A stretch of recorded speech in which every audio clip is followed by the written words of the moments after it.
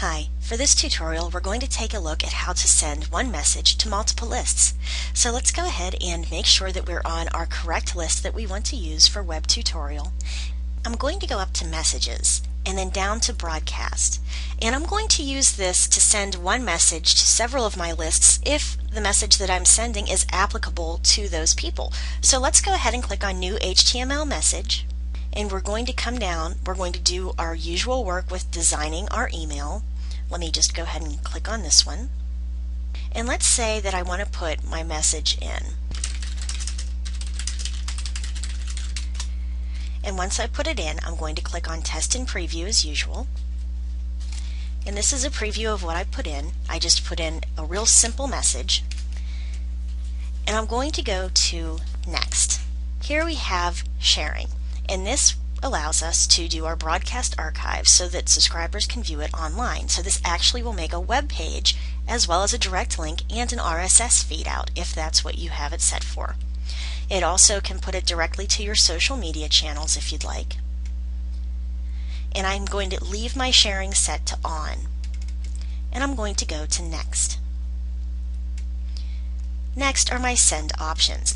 Here I've got my scheduler so I can schedule the message to be sent at a later date, and then here I can set the date for later. And then here we've got send options. Now I have that I want to put this to my Web Tutorial 1 list, which is the list that we've been using for the tutorials. But I can also send it to a segment of that particular list, all subscribers added today, since yesterday, and all the way down. And we can also choose here whether we want to include or exclude other lists that we have if this pertains to those people. So you can click under Include at the top and it will include all of them, or you can switch any of them that you don't want to set it to exclude.